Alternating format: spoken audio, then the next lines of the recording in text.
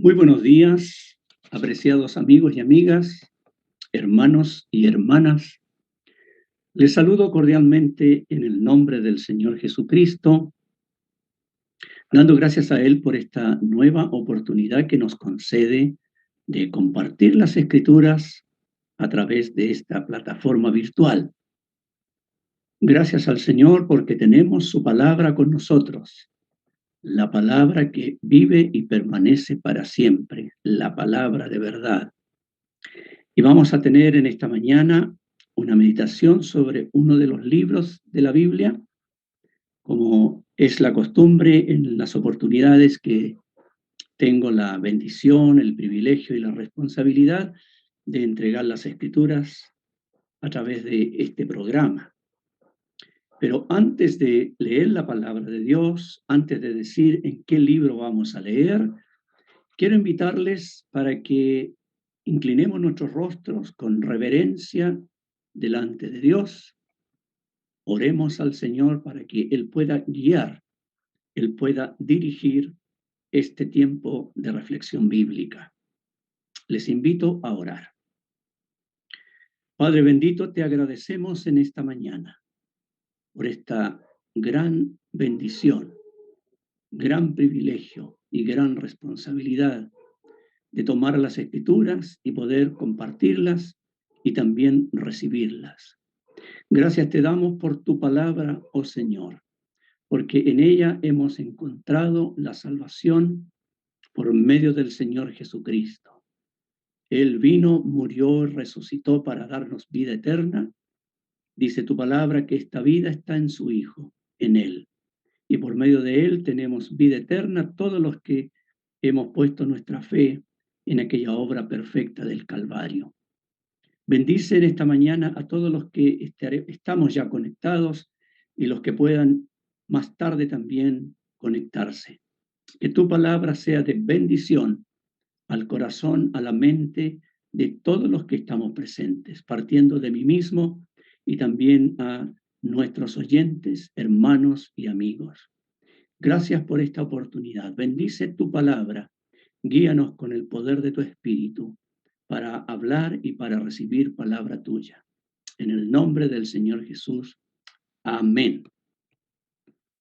Como decía antes de la oración, vamos a estar meditando en un libro de la Biblia, otro de los libros llamados profetas menores. Ustedes recordarán que venimos haciendo un pequeño recorrido muy sencillo en esta sección de la Biblia que se encuentra en la última parte del Antiguo Testamento. Escrituras que fueron dirigidas al pueblo hebreo, al pueblo judío, pero que son de bendición también para nosotros. Ya hemos tenido ocasión de meditar en el libro de Oseas, en el de Joel, en el de Amós, en el de Abdías, y en 2 ocasiones estuvimos conversando en el libro de Jonás, el más conocido de los profetas menores, llamados menores por la extensión de sus libros. Ese es el tema. Hoy día vamos a avanzar al que sigue de Jonás, el libro de Miqueas. El libro de Miqueas. Y por si alguien todavía se pregunta cuál es la razón de estar meditando en esos libros de la Biblia, es, y vuelvo a decirlo, por si alguien no lo sabe, es porque todos estos libros son palabra de Dios, forman parte de la Biblia, son inspirados por el Espíritu Santo y fueron dejados para nosotros, para nuestra enseñanza.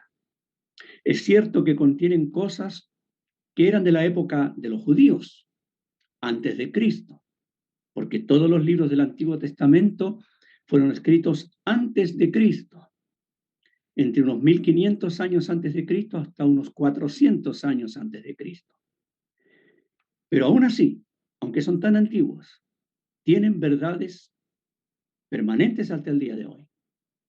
Como dice Pablo en la carta a los Romanos, que las cosas que se escribieron antes se escribieron para nuestra enseñanza. Teniendo eso presente entonces, y que es palabra inspirada por el Espíritu Santo, miremos algunas cosas en este libro de Miqueas. Voy a dar un pequeño bosquejo del libro, sencillo, para todos los que no estén familiarizados con él, incluso para los que lo están, mis hermanos y hermanas, y para cualquier amigo o amiga que esté presente en esta mañana. Libro de Miqueas. Tiene 7 capítulos y generalmente buscamos el significado del nombre del autor, porque los judíos tenían la costumbre de poner nombres no así por costumbre o por moda, como es muchas veces en nuestra cultura, sino que ellos ponían los nombres de sus hijos pensando en Dios. Y precisamente, mis hermanos y amigos, el nombre Miqueas significa ¿quién es como Jehová? ¿Qué quisieron decir los padres de este profeta cuando él nació? De que no había nadie más como Dios. Y es muy interesante que hayan puesto este nombre a este profeta, porque él, hebreo, estaba viviendo un tiempo muy triste porque la nación de Israel en esos años se estaba desintegrando moralmente y espiritualmente.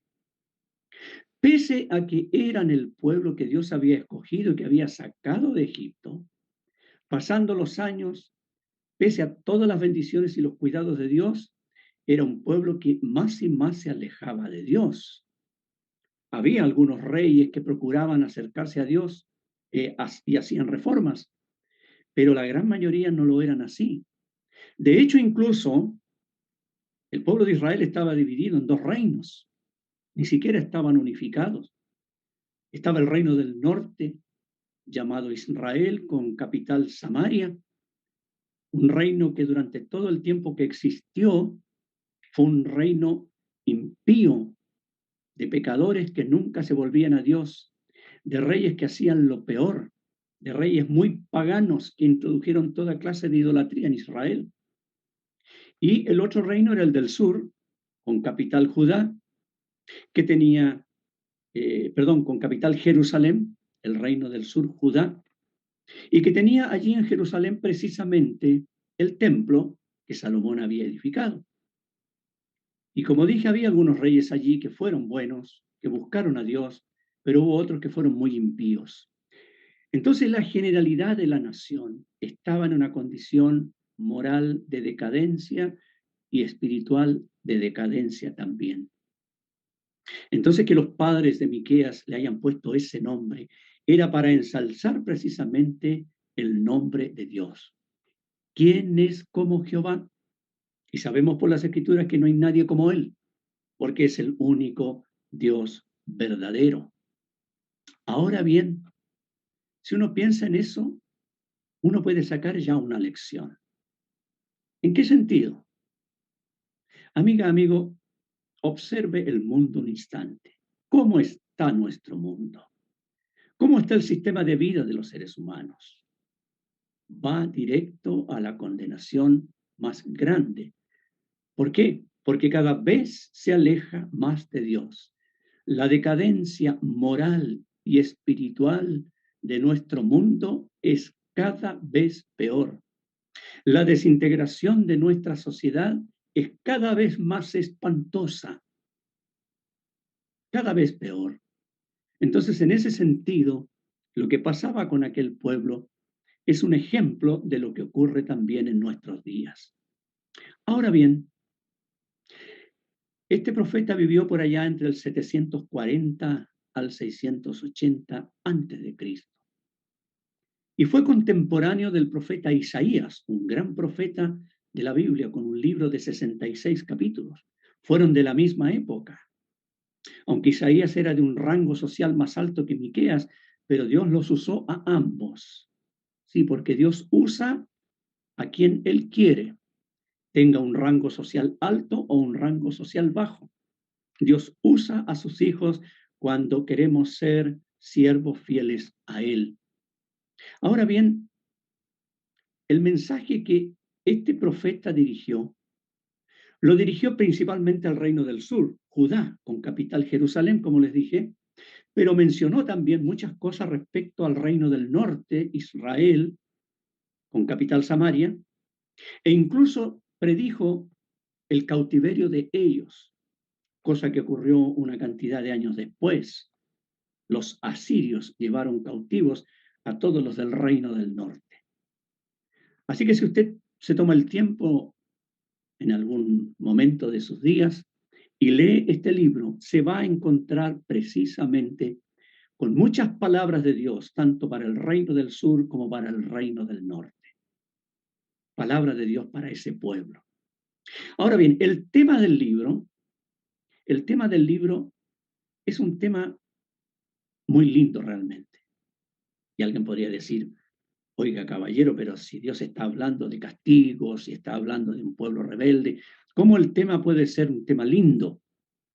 Claro, es un tema lindo porque pese a todo lo que pasaba con el pueblo, pese a la maldad de ellos, pese a la falta de arrepentimiento, pese a las predicciones sombrías para el futuro cercano, pese a todo eso, el libro de Miqueas muestra la misericordia de Dios. ¿Pero sabe para quién? Para con el remanente del pueblo de Israel. Seguramente la palabra remanente no es muy usada por nosotros. Y es un término que significa remanente es el resto de algo o es lo que queda de un todo, es un resto. Y aquí el libro presenta, y lo vamos a ver al final del libro, luego lo vamos a ver un poco más tarde, que Dios habla precisamente de la misericordia para el remanente de su heredad, para el resto de su heredad. Lo vamos a ver más en detalle y vamos a concluir, Dios mediante, el mensaje de esta mañana con esa parte que es la parte más maravillosa de todas del libro. Ahora, ¿por qué hago énfasis en este punto del remanente o del resto del pueblo? Porque aunque todo ese pueblo de Israel, tanto los del reino del norte como los del sur, eran nominalmente del pueblo de Dios porque pertenecían a la nación de Israel, la gran mayoría estaba lejos de Dios.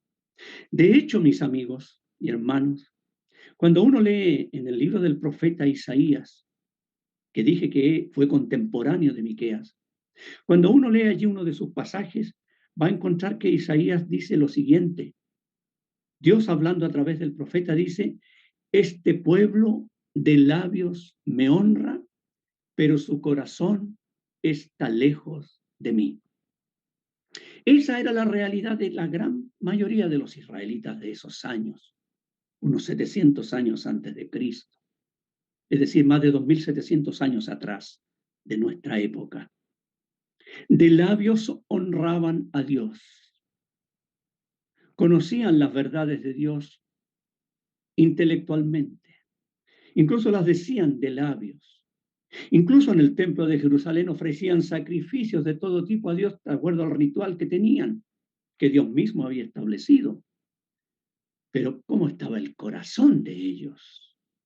Lejos de Dios. Y así lo dijo Dios allí en Isaías. ¿Y qué podemos aprender aquí? Sacar la lección de que la realidad de nuestros días es igual. ¿Cuántos hay que hablan de Dios? Que pronuncian el nombre de Dios. Conocemos personas que andan con el nombre de Dios en los labios para todo. Juran por Dios, aseguran ciertas cosas por Dios. Incluso algunos van más allá, llevan una vida religiosa, no importa la religión que sea, y cantan de Dios y hablan de Dios. Pero ¿cómo está el corazón? Está lejos de Dios. Porque mis amados amigos y amigas, amados hermanos y hermanas, tenemos que recordar las palabras del Señor Jesucristo.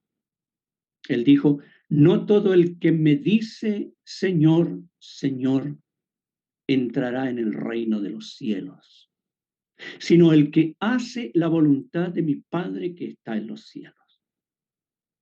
¿Y cuál es la voluntad del Padre Celestial? La Biblia lo presenta. y lo presenta a través del mensaje del Evangelio. Y la voluntad del Padre es que todos procedan al arrepentimiento, que todos se vuelvan a Dios y abandonen su mal camino. Así lo proclamó Pedro, por ejemplo, cuando predicaba allí en Jerusalén, en Hechos capítulo 3. Arrepentíos y convertíos para que sean borrados vuestros pecados. Así también lo proclamó Pablo en Atenas cuando predicó, en la famosa capital de Grecia. Dios manda a todos los hombres en todo lugar que se arrepientan. Esto significa que se vuelvan a él en un arrepentimiento sincero y pongan su fe en la obra consumada por el Señor Jesucristo en el Calvario, porque es la única obra que Dios acepta para la salvación nuestra. Esa es la voluntad de Dios. Amiga, amigo, usted ya ha cumplido la voluntad de Dios. O a lo mejor es una persona que habla del Señor y dice Señor aquí, Señor allá, etcétera, etcétera, pero el corazón sigue lejos de Dios. Este es el punto. Es necesario hacer la voluntad de Dios.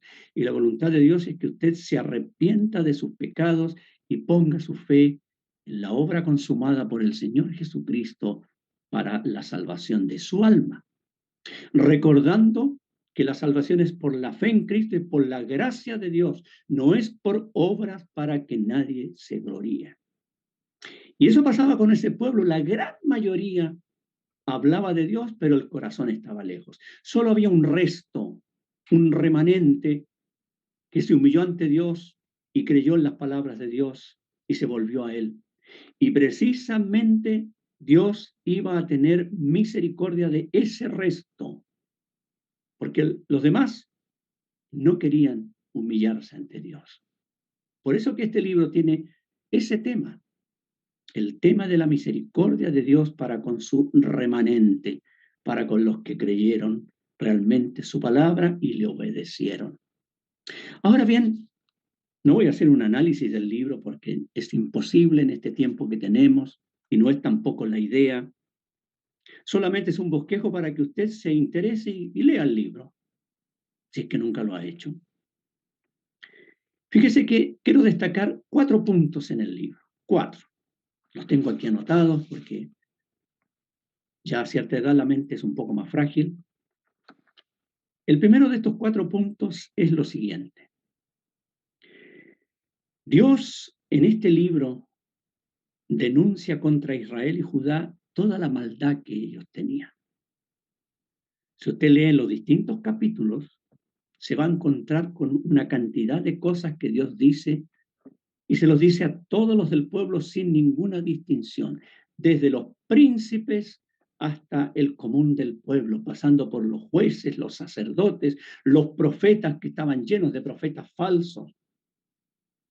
Y como muestra de eso, solo un botón, como hay un dicho. Le voy a leer en el capítulo 7, solo lo voy a leer para que usted piense de qué forma Dios les hablaba y cuál era la real condición moral de aquellos.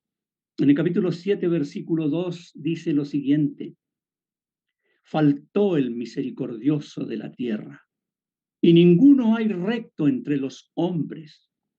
Todos acechan por sangre, cada cual arma red a su hermano. Para completar la maldad con sus manos, el príncipe demanda, y el juez juzga por recompensa, y el grande habla el antojo de su alma, y lo confirman. El mejor de ellos es como el espino, el más recto como zarzal. El día de tu castigo viene, el que anunciaron tus atalayas, ahora será su confusión. No creáis en amigo, ni confiéis en príncipe, de la que duerme a tu lado, cuídate, no abras tu boca, porque el hijo deshonra al padre, la hija se levanta contra la madre, la nuera contra su suegra, y los enemigos del hombre son los de su casa. ¿Qué le parece esa descripción? Y si uno leyese en otros capítulos del libro, encontraría muchas cosas más.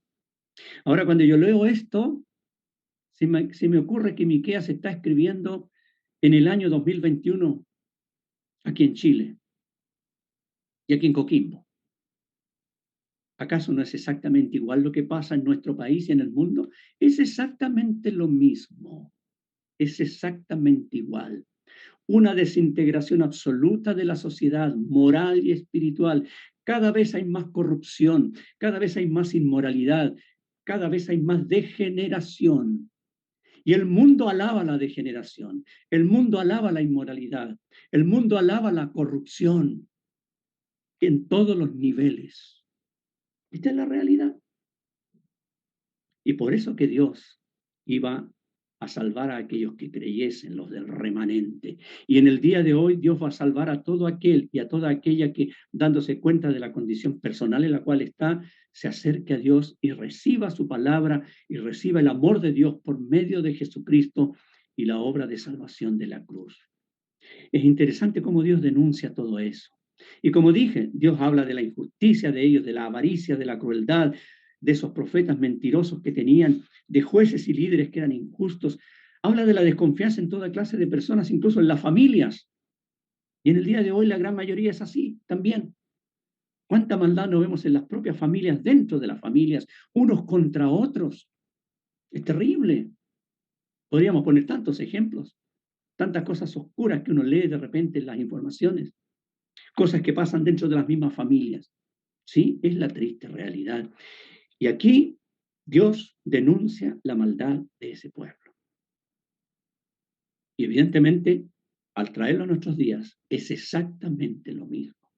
Qué importante es poder volverse entonces lo más pronto a Dios, porque aún es el día de salvación, ahora es el día de salvación. Ahora todavía estamos hablando el mensaje del amor de Dios. Este mensaje glorioso que nos presenta a Jesucristo, el don de Dios dado a los pecadores para que seamos salvos. Amiga, amigo, si usted todavía no ha recibido en su vida al Señor, si usted no se ha arrepentido, si aún no se ha humillado para reconocer su maldad ante Dios y poner su fe en Jesucristo, es momento que lo haga ya. Porque la vuelta de Cristo por los suyos es muy pronta.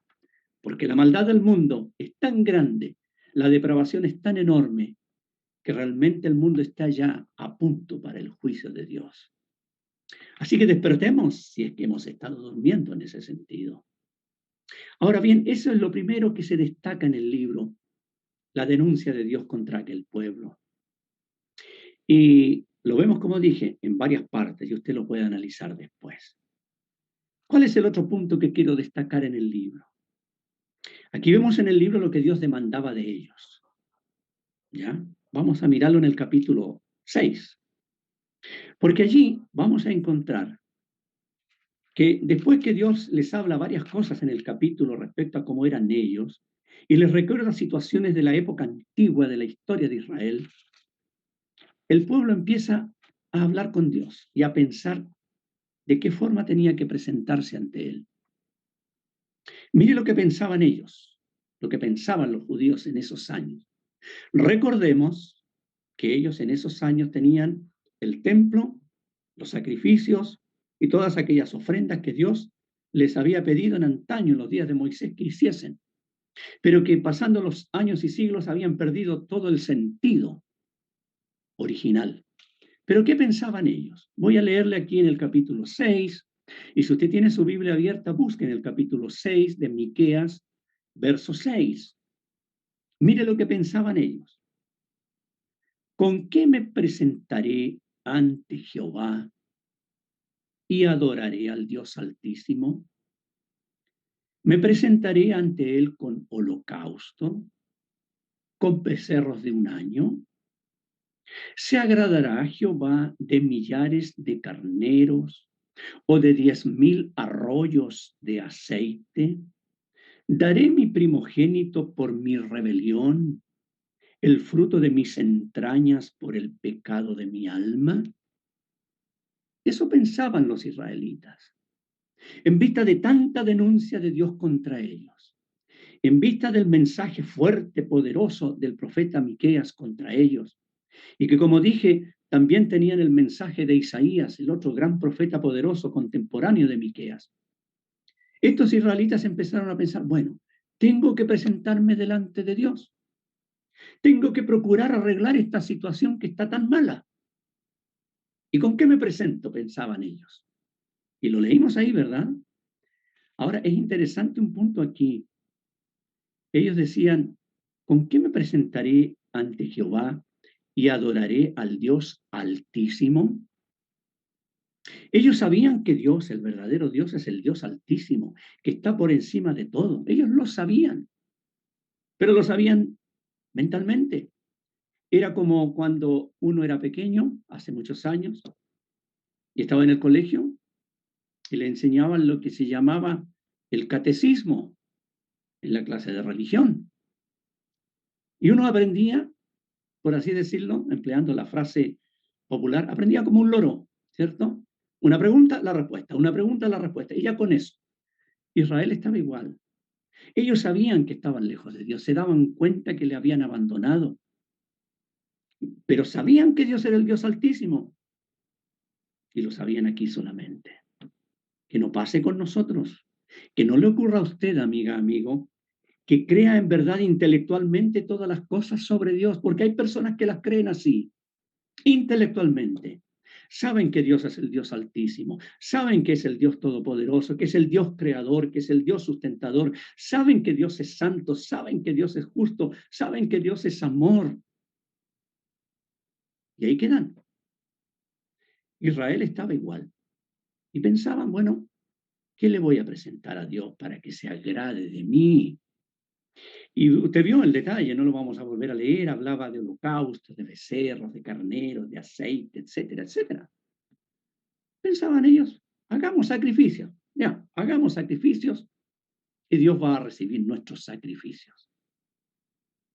¿Cuántos hay en el día de hoy que piensan igual? Yo no sé si usted, mi amiga, mi amigo que está viendo y oyendo este mensaje, a lo mejor piensa igual. Usted dice, sí, yo he pecado, estoy mal ante Dios, pero me voy a empezar a portar bien. Tengo estos vicios que realmente no son buenos. Voy a dejar de fumar, voy a dejar de tomar, voy a empezar a hacer buenas obras, voy a empezar a ayudar a los pobres, voy a empezar a ayudar a esta fundación y a la otra fundación. Voy a empezar a ir a la iglesia, aunque no se pueda, pero voy a buscar alguna cosa. Voy a tratar de hacer las cosas bien ahora. Y procura hacer sacrificios delante de Dios. Y procura hacer buenas obras delante de Dios. ¿Qué dice Dios de nuestras pretendidas buenas obras? El profeta Isaías, lo vuelvo a mencionar, contemporáneo de Miqueas, dice en su libro, todos nosotros somos como suciedad. Todas nuestras justicias, es decir, todas aquellas obras justas que pretendamos hacer, son como trapos asquerosos. Y por respeto no le digo a qué se refiere. Dios ve así nuestras buenas obras para pretender salvarnos. Le vuelvo a insistir en ese punto. La salvación que Dios le ofrece por medio de Jesucristo es única y exclusivamente por la gracia y misericordia de Dios. No porque usted la merezca o que yo la merezca, no, nadie la merece. Él la ofrece solo por gracia y misericordia. Por eso ese versículo que ya creo que lo cité al comienzo, por gracia sois salvos por medio de la fe. Esto no de vosotros, pues es don de Dios, no por obras para que nadie se gloríe. La única obra que Dios acepta para la salvación de usted y mía y de todo ser humano es la obra consumada por Cristo en la cruz.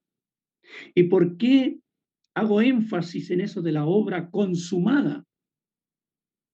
Porque Cristo, allí en la cruz, sufrió todo el juicio que nuestros pecados merecían. Él en 3 horas sufrió el juicio eterno nuestro. El fuego de la ira de Dios se derramó sobre Cristo cuando Él cargó con nuestros pecados allí y fue hecho ofrenda por nuestros pecados. Y Dios derramó su ira y le castigó a él y le abandonó a él. Y él consumó la obra, porque cuando ya completó todos aquellos sufrimientos morales y espirituales tan terribles, él pudo decirle al Padre: consumado es. Todo está pagado. Amiga, amigo, usted y yo teníamos una cuenta terrible de pecados que no podíamos y no podíamos y no podemos pagar nunca. Y toda la raza humana exactamente igual. Había que pagar la cuenta, por así decirlo. Había que pagar por aquella deuda tan terrible. Y ninguna obra buena sirve, nada. La única obra que Dios recibe para la salvación suya es la de Cristo. Entonces usted tiene que poner la fe en la obra consumada por Cristo en la cruz. Él dijo: todo está pagado.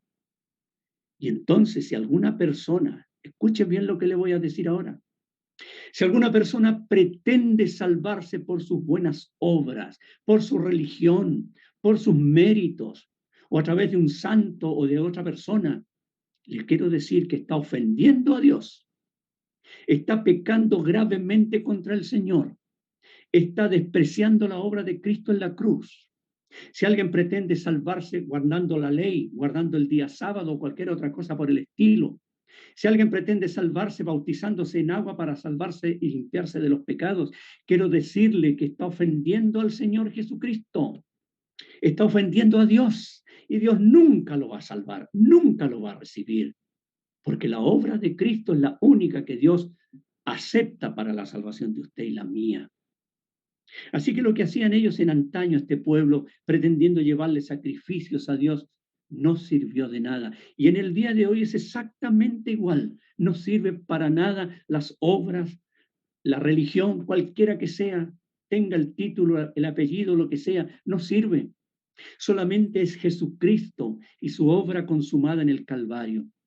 Y fíjese que Dios ratificó aquella obra resucitando al Señor Jesucristo de entre los muertos el primer día de la semana. Algo que todos los creyentes en Cristo recordamos con gratitud en el día de hoy, porque hoy domingo es el primer día de la semana, es el día del Señor, y recordamos cada primer día de la semana el triunfo de Cristo en la cruz, ratificando el Dios la obra que Cristo realizó. Así que los israelitas de la época de Miqueas pretendían a Dios agradarlo con todos esos sacrificios. No sirvió para nadie, ya lo vamos a ver. Y en el día de hoy es exactamente igual, amiga, amigo. Ahora bien, ahí, cuando ellos dijeron lo que pensaban hacer para agradar a Dios, acto seguido Dios les dice lo que Él demandaba de ellos. Y quiero que escuche ahora, versículo 8, del mismo capítulo 6 de Miqueas. Dios dice allí: oh hombre, Él te ha declarado lo que es bueno. ¿Y qué pide Jehová de ti? Solamente hacer justicia y amar misericordia y humillarte ante tu Dios. Esa era la demanda de Dios para ellos. Ojo, para ellos, no para nosotros. No se equivoque. Ahora, ¿por qué lo digo así? Porque nos falta la persona que va a decir: entonces, mire, pues tengo que hacer obras buenas, pues. Tengo que andar justamente, tengo que ser misericordioso. No, no se trata de eso. ¿Qué les está diciendo Dios aquí? Esta es mi demanda. Y acto seguido, si usted sigue leyendo en el mismo capítulo, se va a dar cuenta que era imposible, porque realmente allí no había nadie que hiciese caso a Dios, hasta que hubo aquel remanente que se arrepintió. Lo que Dios pedía de ellos no eran esas cosas externas, sacrificios, ritos y cosas.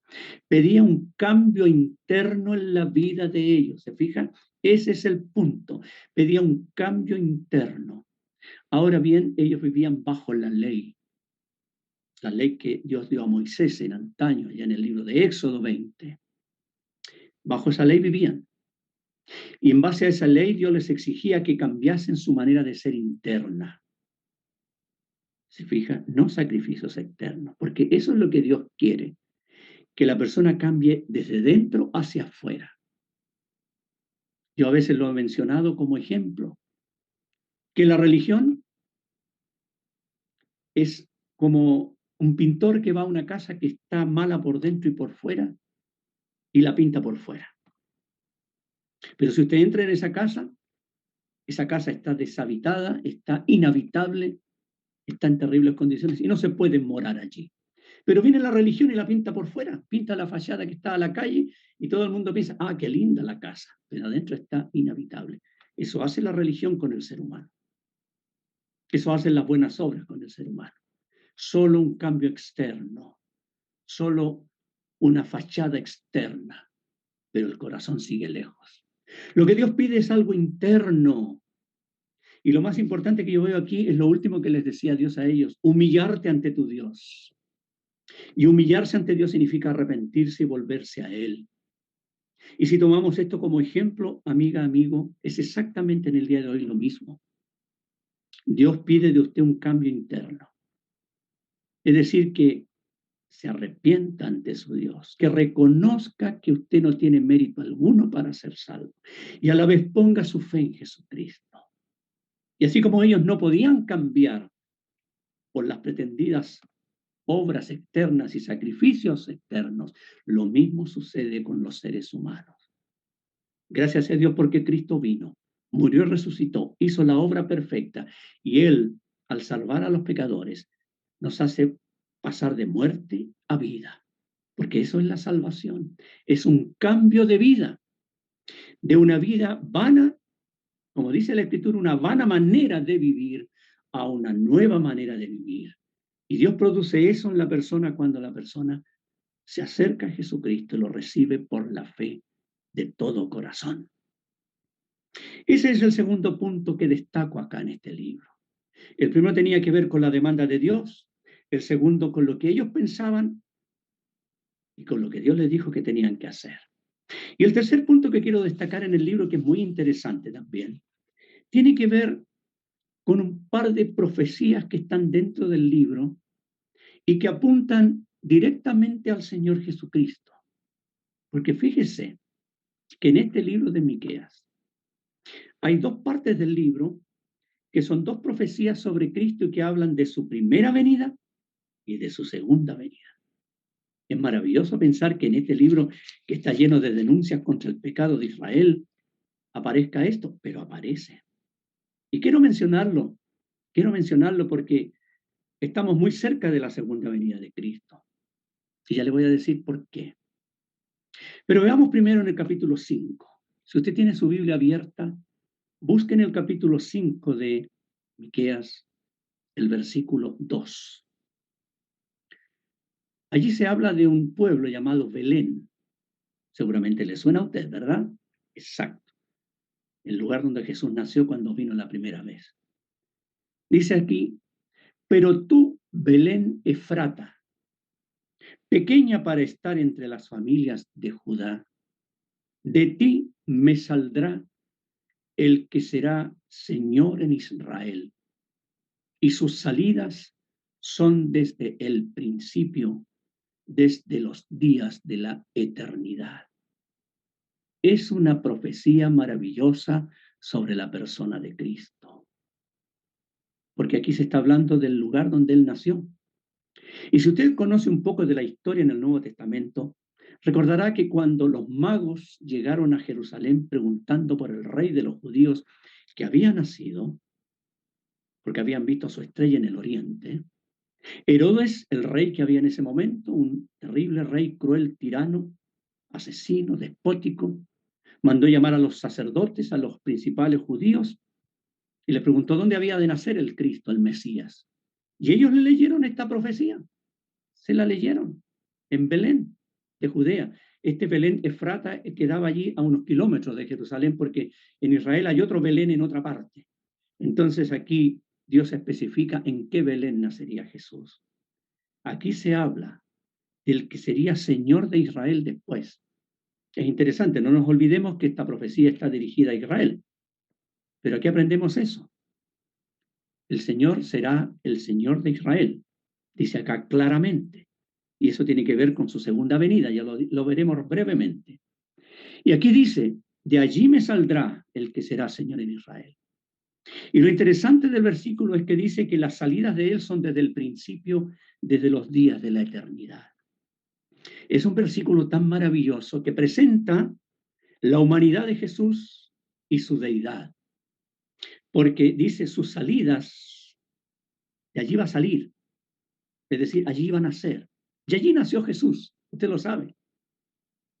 Nació aquella noche en Belén, cuando los ángeles proclamaron que había venido la buena voluntad de Dios para los hombres.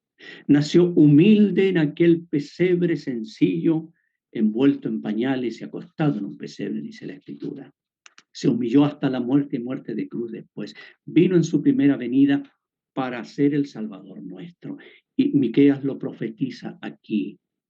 Pero también dice que este niño que nacería allí y que saldría de Belén para ser el Señor de Israel, sus salidas son desde el principio, desde los días de la eternidad, porque el Señor Jesús, Jesús que nació allí en Belén como un niño tan pequeño e indefenso, Él es eterno, Él es el eterno Dios y es desde la eternidad y hasta la eternidad. Él es la segunda persona de la Trinidad divina y Él fue el que vino en cumplimiento al consejo determinado de Dios en la eternidad, vino para ser el Salvador. Pero no nos olvidemos que aquel niño que nació, Jesús, era Dios y es Dios por sobre todas las cosas. Y aquí lo presenta Miqueas y lo proclama, su humanidad y su deidad. Y esto es algo tan maravilloso que a usted debiera conmoverle, amiga, amigo. Que el Señor Jesucristo, siendo Dios, se humanó, se hizo hombre, se humilló para vivir igual que nosotros, nació como un niño humilde en Belén para después ir hasta la cruz y morir por nosotros. ¿Y sabe por qué lo hizo? Lo hizo por amor a usted, por amor a mí, por amor a toda la raza humana, porque Dios no quiere que ninguno perezca, todos procedan al arrepentimiento. Ahí está la demanda de la voluntad de Dios, porque Dios le ama tanto a usted que cargó a Jesús con el juicio de los pecados de usted para que usted sea salvo o salva. Cargó con mis pecados el Señor para que yo fuese salvo. Amiga, amigo, cuán grande es el amor de Dios. Por eso lo proclama el Juan 3:16, que me gusta siempre decirlo, porque de tal manera amó Dios al mundo, que ha dado a su Hijo unigénito, para que todo aquel que en él cree no se pierda, mas tenga vida eterna. Aquí Miqueas proclama la venida del Mesías en humildad primero, en su primera venida, no olvidando y recordando que es Dios por sobre todas las cosas. Pero también Miqueas habla en su libro acerca de la segunda venida de Cristo. Y esto está en el capítulo 4. Si usted tiene la Biblia abierta, retroceda un poquito, porque ya vamos a ir terminando luego y nos queda el último punto, que es el más maravilloso de todos. Dice acá en Miqueas 4:1, acontecerá en los postreros tiempos que el monte de la casa de Jehová será establecido por cabecera de montes y más alto que los collados, y correrán a él los pueblos.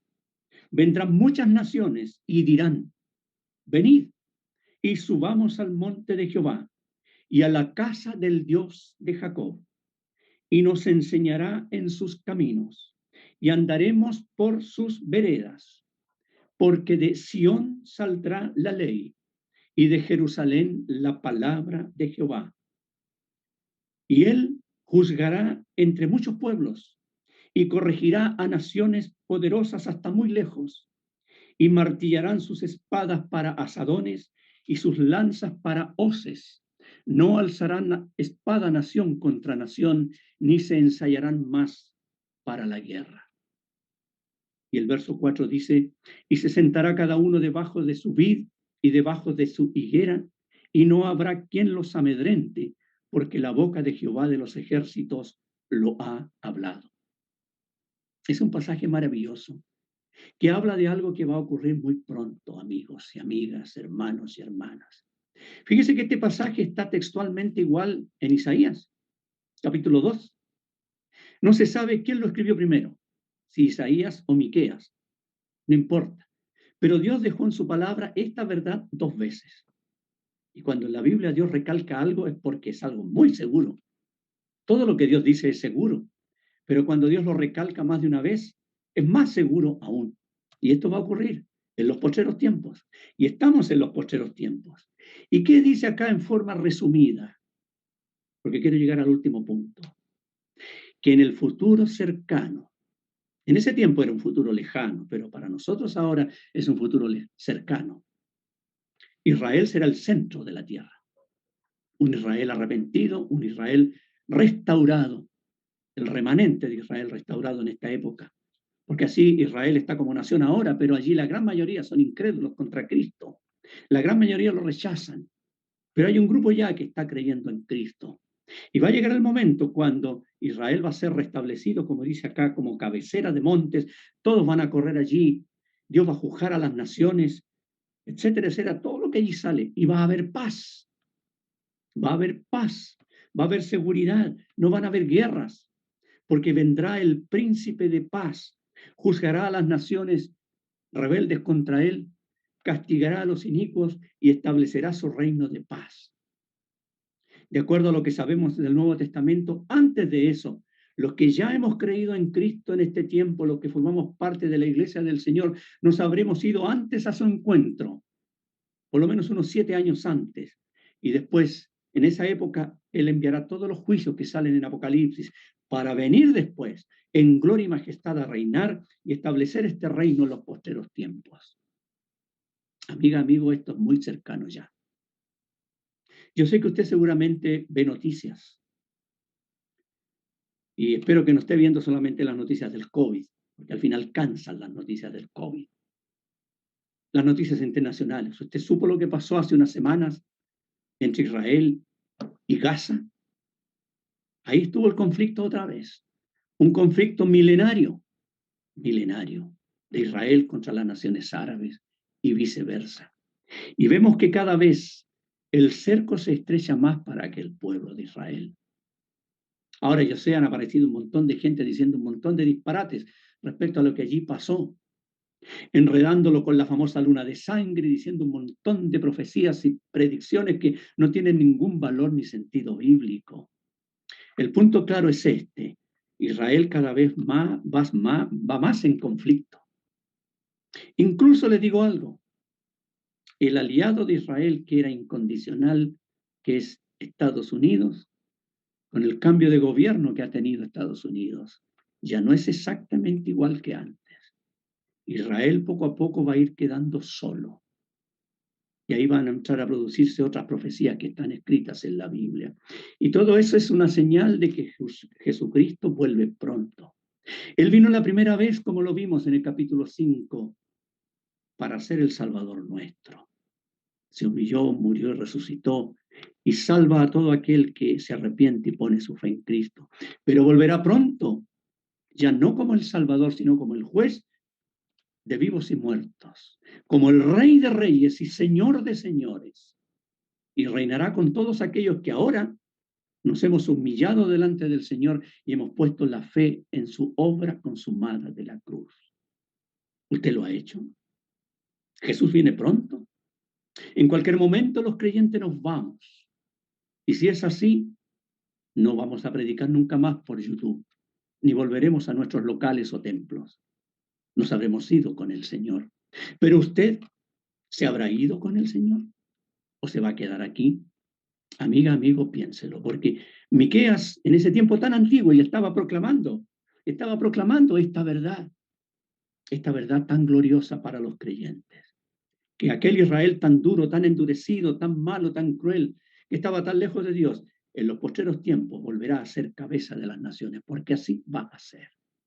Ahora bien, teniendo en cuenta estos puntos, vayamos al último de ellos. Vayamos al capítulo 7 nuevamente, porque he destacado hoy día esos 3 puntos respecto a Israel, incluso el último que tiene que ver con el futuro cercano respecto a Cristo. Pero queda un punto, que es en el fondo el tema del libro. Porque más allá que Miqueas haya presentado tanta denuncia de Dios, las demandas de Dios, los futuros juicios de Dios, y haya dicho lo que Dios demandaba para ellos, e incluso haya proclamado que Jesús venía la primera vez y que vendría la segunda vez. Aunque Miqueas nunca lo supo, pero lo proclamó. dirigido por el Espíritu Santo. Al final termina el libro con esa nota de misericordia de Dios. Y quiero invitarle a leer en el capítulo 7, versículo 18. Si tiene su Biblia abierta, busque en Miqueas 7, 18. Dice así, y Miqueas hace una pregunta aquí. ¿Qué Dios como tú que perdona la maldad y olvida el pecado del remanente de su heredad, no retuvo para siempre su enojo, porque se deleita en misericordia? Él volverá a tener misericordia de nosotros. Sepultará nuestras iniquidades y echará en lo profundo del mar todos nuestros pecados. Le digo una cosa, este es uno de los pasajes más maravillosos del libro y del Antiguo Testamento, y que refuta la idea de muchos que piensan que el Dios del Antiguo Testamento es un Dios cruel y vengativo. No hay tal cosa. Miqueas aquí le dice a Dios, ¿qué Dios como tú? ¿Se acuerda del nombre de Miqueas? ¿Quién es como Jehová? Y él le dice a Dios aquí, ¿qué Dios como tú, que perdona la maldad y olvida el pecado del remanente de Israel, de su heredad? Son dos cosas que Dios dice, Miqueas dice aquí respecto a Dios, que Dios perdona la maldad de aquellos que se arrepentían y Dios olvida el pecado de ellos después que los perdona. Y pone incluso una figura que para mí es una figura muy preciosa del perdón de Dios. Me encanta esta figura, la del versículo 19. Él dice, sepultará nuestras iniquidades y echará en lo profundo del mar todos nuestros pecados. Fíjese que cuando repasaba este tema ayer, pensé, ¿cuál es el mar que los israelitas conocían en aquellos años? En aquellos años no tenían idea de que existía el Océano Pacífico ni el Océano Atlántico, no tenían idea de esas cosas. El mar que ellos conocían era el mar Mediterráneo, solamente ese mar. Vivían alrededor de ese mar. La cultura antigua estaba alrededor de ese mar. No nos olvidemos, el mar Mediterráneo. Entonces me puse a buscar qué profundidad tiene el mar Mediterráneo. Y mire con lo que me encontré. Tiene una profundidad media, escuche, de 1.430 metros. Es decir, casi 1,5 kilómetros de profundidad media. Y la profundidad máxima en los lugares más profundos del mar es nada menos que de 5.267 metros, más de 5 kilómetros de profundidad en lo más profundo del mar Mediterráneo. Es un hecho cierto que en aquella época Miqueas no tenía idea cuán profundo era el mar, pero Dios le inspiró a escribir así, de que Dios sepulta. Es lógicamente simbólico, no piense usted que los pecados están allí en lo profundo del mar, no. Es un simbolismo que Dios usa aquí, pero muy preciso y muy claro.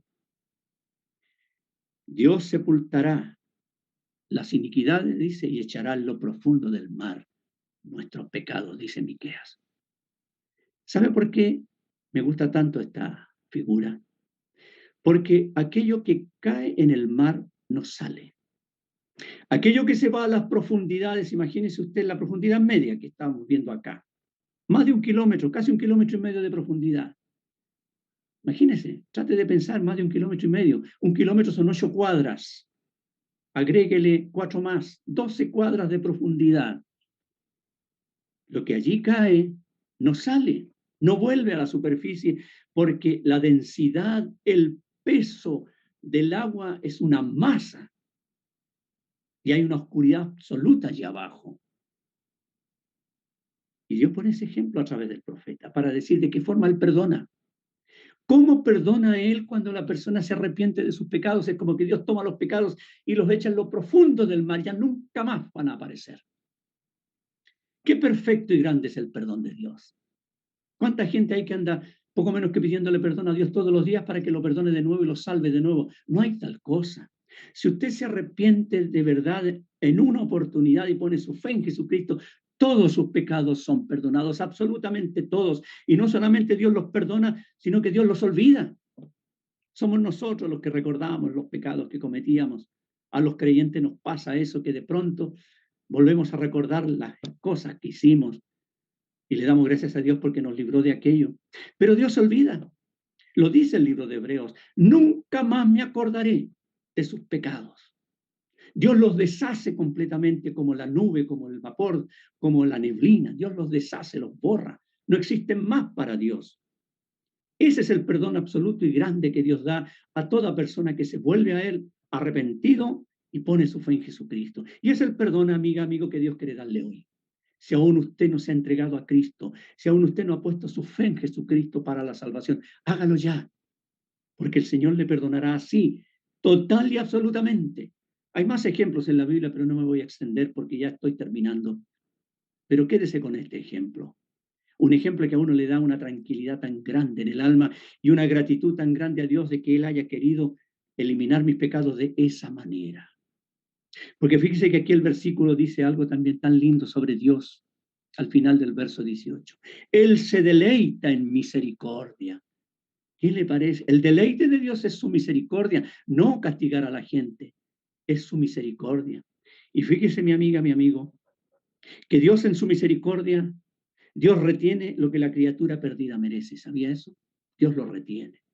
Pero en su gracia, Dios concede lo que la criatura perdida no merece. Por eso Dios nos salva con su gracia y su misericordia. Recordemos los versículos de ahí de Efesios 2 que les cité. Por gracia sois salvos por medio de la fe. Esto no de vosotros, pues es don de Dios, no por obras para que nadie se gloríe. Es solo por la gracia de Dios. En su gracia Él le concede a usted el perdón, aunque no lo merece. Y en su misericordia Dios retiene el castigo, aunque usted lo merece. Es lo que hizo conmigo y es lo que ha hecho con todo pecador salvado, con cada una de mis hermanas y hermanos que están en sintonía en este programa hoy y todos los creyentes que podrán verlo después. Dios en su misericordia retuvo el castigo que yo merecía, un castigo muy merecido por mis pecados. Y en su gracia me salvó y me dio el perdón, aunque no lo merecía. Así es Dios. Y es lo que quiere hacer con usted en esta mañana. No deje pasar más tiempo, porque la venida de Cristo está muy pronta. En cualquier momento, desde el cielo, viene en busca de su pueblo y después volverá para reinar en gloria y majestad. Y usted no estará allí si sigue su vida de espaldas a Dios. Vuélvase a Él, conviértase a Él, ponga su fe en Jesucristo y será salvo ahora mismo y recibirá el perdón de pecados total, completo, como lo hemos visto en esta mañana. El Señor le bendiga. Vamos a orar para concluir este mensaje. Padre bendito, ¿cómo no darte gracias, Padre celestial, al volver a recordar esta maravilla, esta verdad tan preciosa de tu misericordia? Tú te deleitas en misericordia. Más allá del pecado nuestro, más allá del pecado del ser humano, tú aún extiendes tu misericordia y aún retienes el castigo que el pecador merece y ofreces la salvación por gracia, ofreciendo el perdón que no merecemos. Gracias por esta bendición, Padre. Gracias a los que estamos en sintonía, que hemos ya recibido este don gratuito de la salvación. Nuestro corazón te agradece más que nunca en este día, en esta mañana y cada día, por esta gran y maravillosa salvación que nos has provisto. Oramos por los amigos y amigas que puedan estar oyendo y por los que puedan oír más tarde, que dejen de lado su incredulidad, que dejen de pensar en Dios solamente en la mente y sus corazones se vuelvan a ti en arrepentimiento sincero, poniendo la fe en Cristo. El Señor bendiga su palabra en esta mañana. Bendícela tú, Señor, a cada corazón, para la gloria tuya, para salvación y para edificación. Gracias, Padre, te damos en el nombre del Señor Jesús.